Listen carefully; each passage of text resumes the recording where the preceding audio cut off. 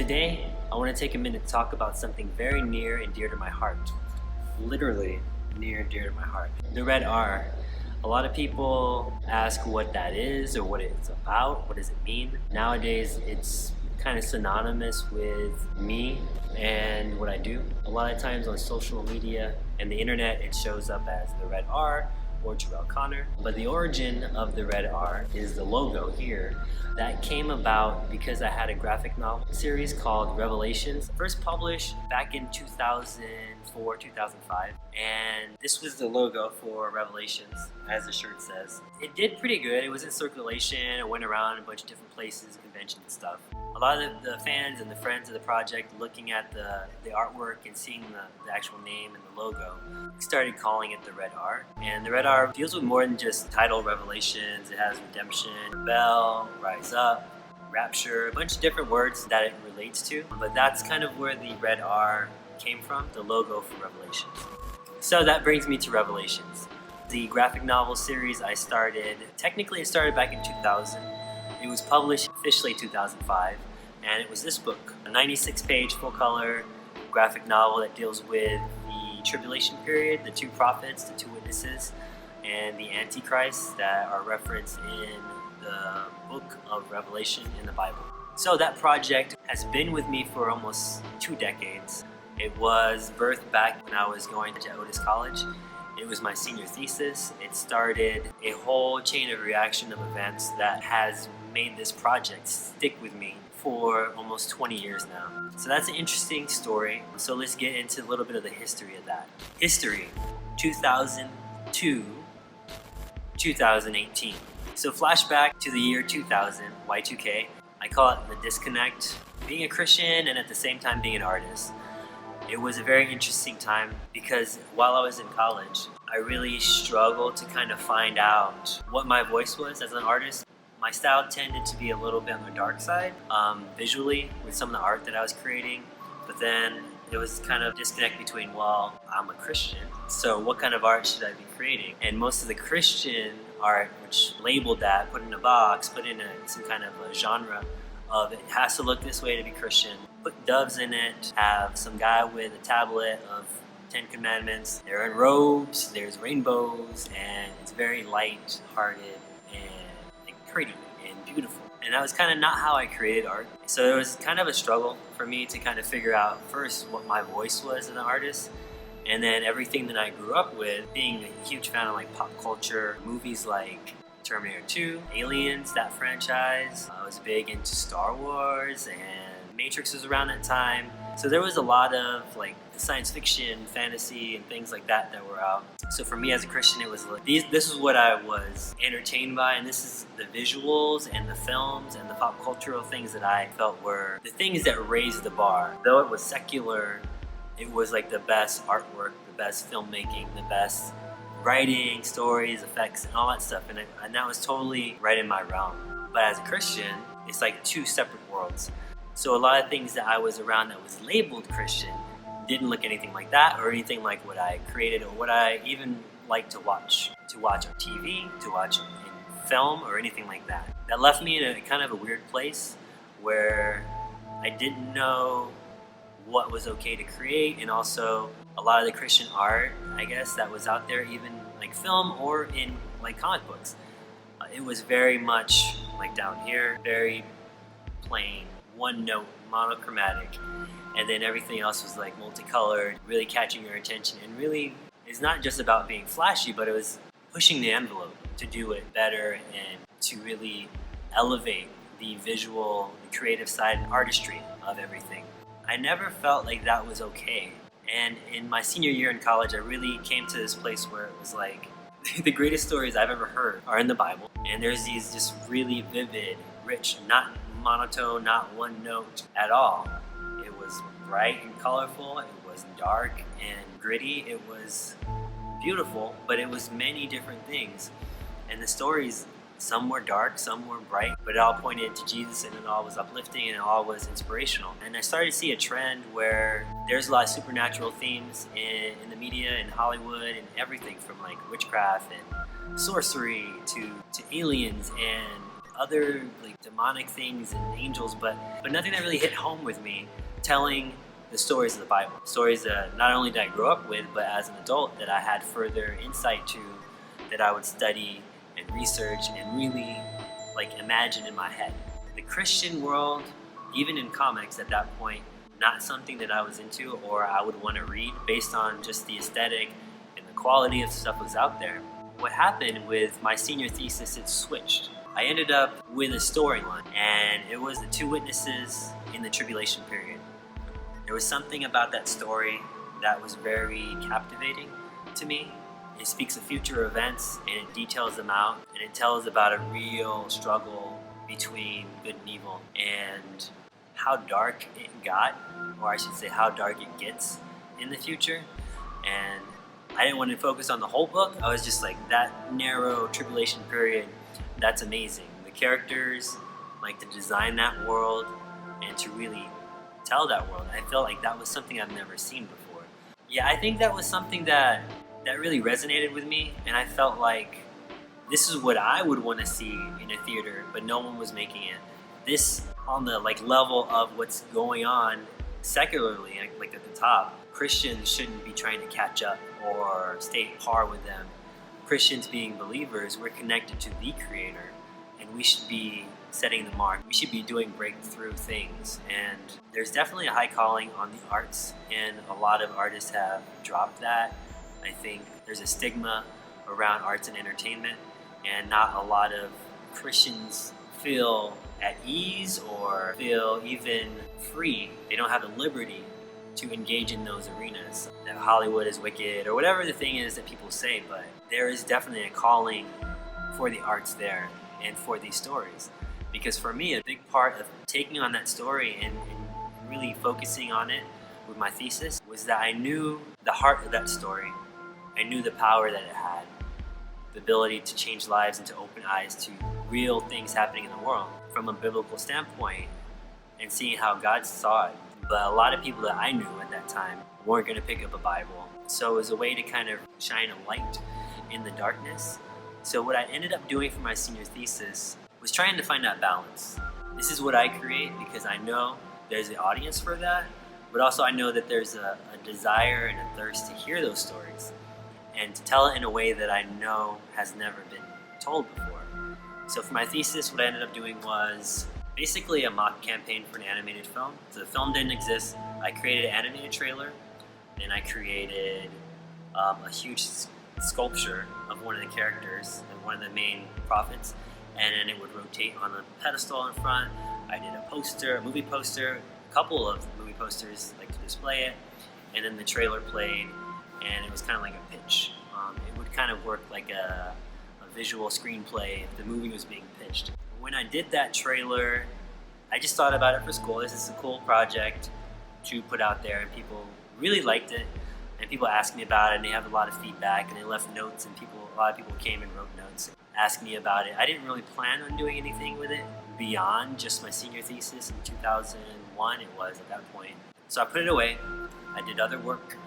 I worked for electronic arts. I did video games for a while, and I couldn't kick that project. Revelations kept coming back in my spirit, in my heart. It never was really gone. It always was in like the back of my head, and I didn't really know why. Once I left EA, then I ended up focusing back on the story. I had been out of school for like a year and a half. I really didn't know how I could put together a feature-length animation at the level of all of those films that I was, I guess, setting that as my benchmark. Because as a Christian artist, I felt like nothing should be subpar. Everything should be done in excellence as labor unto God. I know at that level, I couldn't really produce a full-on animated feature with this story. What I ended up doing was the graphic novel. I didn't even know how it was getting funded or published or anything. I just knew the story needed to be fleshed out because it was really short, like a paragraph, I think, at that point. The characters needed to be designed fully. There needed to be a lot of work put into it. So I worked on it for about 9 months, not knowing how it was going to get produced or funded. But God provided. There were some investors, family and outside of the family as well, that wanted to see this produced. So I got the funds to print this. I did 5,000 books and started the journey with Revelations as a graphic novel. It was called Revelations, the Prophets. And that was back in 2004. That set me on a journey that was very interesting and arduous, of doing book signings, openings. I did a ton of art shows where I just wanted to get my books into as many shops as possible, doing art shows at like boutiques, getting it into coffee shops, getting it into comic shops, obviously bookstores, everywhere I can get it. And it was actually international, so I had locally in California, then I went to New York. It was kind of like in a bunch of different states. Even in London, there were some books there. So it was selling, but it was bigger than what I could manage on my own. It was interesting because I banked so much on Diamond being my main distributor, and a bunch of stuff fell through with them, so I was kind of stuck where it's like, what do I do to get these books out? I really don't know how to do it on my own. Over the course of a few years, that was kind of the pickle I was in. Still pushing out the book, still promoting it, getting it everywhere, putting it here and there, doing art shows, creating new content, and trying to write new stuff, because this graphic novel series was 3 books, and it was gonna go from book 1, 3 chapters, book 2, 3 more chapters, book 3, 3 more chapters. So 9 chapters total in 3 graphic novels. And over the course of those years, it was like up and down, so many bumps in the road where I couldn't really manage it and keep it afloat while still having income from other work, because it wasn't paying the bills. It wasn't even self-sufficient at that point. I just had to keep pushing it because there was so much opposition to it. Red flags over here, people refusing to have it because of the content or the way it looked, and people didn't really know what to do with it. Mind you, this was before it was really popular to make comic books into film or graphic novels even. This was before Marvel existed. This was kind of before X-Men made it cool to be a comic book movie. So there was a lot of stuff that was uncharted for me at this point. A lot of even the post-apocalyptic stuff from a biblical standpoint wasn't really out there. I feel like it was before its time, but for some reason it didn't connect, or I wasn't ready for it maybe. With the ups and downs throughout the years, it was a lot of trials and tribulations. I learned a lot during that time, and I think God grew me a lot through the process. Figuring out how to hear from Him more clearly, submitting the project to Him, and really being focused on it, because throughout those years there was a lot of peaks and valleys. During that 12-year period where I released 6 other books, there was like preview books, sketch books, concept art books. There were kind of like samples for the next part 2.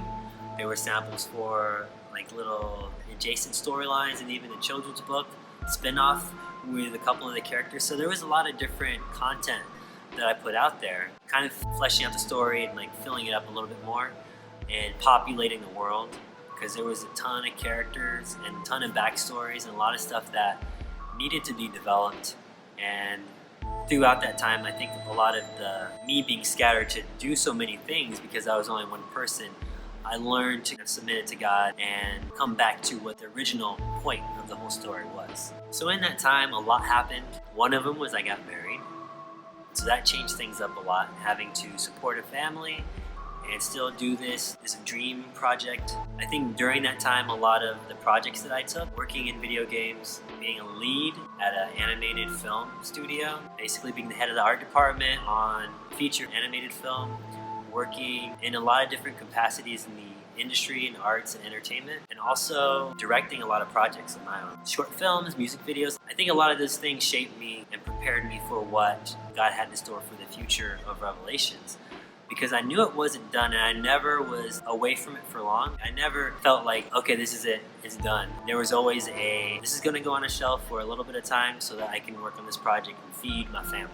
Or I can work on this thing and be able to build up enough to support putting out more books, going through more conventions and all that stuff. In that time, there's been a lot of new ideas and everything related to the project, but I feel like God is really focusing it back to what it's supposed to be. There's been a ton of biblically based films that are like blockbusters, like Gods of Egypt, Noah, a bunch of things that were failed attempts because I believe that they were non-believers trying to make a buck off of biblical stories like they would with any secular story. The major problem was they didn't believe the source material. They didn't know the source material. So much inaccuracy was in there, so much heresy even. A lot of stuff that they put in there was kind of like, oh, let's throw this in because it's cool. Let's throw this in because it's going to look cool on screen. But their heart was never that this is God's vision and God wants you to tell a story this way. So there's been a lot of flops in that regard, but there have been some successful ones. Prince of Egypt was really successful, and I think they really valued a lot of the source material. But I know that telling the story right, truly respecting the inerrancy of scripture and telling the story as accurate as possible, but still not letting the visuals, the acting, the writing, the different things be subpar because we know it's a holy message. Like the message and the storyline is what's going to connect people, transform people. But visually, all that stuff has to resonate as well. So for me, this project has come back this year. And from the very first month, back in January, God is definitely calling me to jump back into this ship. It's something that is exciting. Once I heard and he put that in my spirit that it was happening this year, I didn't know to what extent. I didn't know what that meant. I just knew that I was starting to create again. I was starting to write again. A lot has happened, and for years, literally years, I've studied eschatology throughout the Bible. It's sprinkled throughout the Old Testament, New Testament, Revelation, obviously. So my knowledge of the source material and my respect for God's word is really ordering every step that I take in the story, but also my submitting the project to him is part of this whole process. So that's why I'm making this video.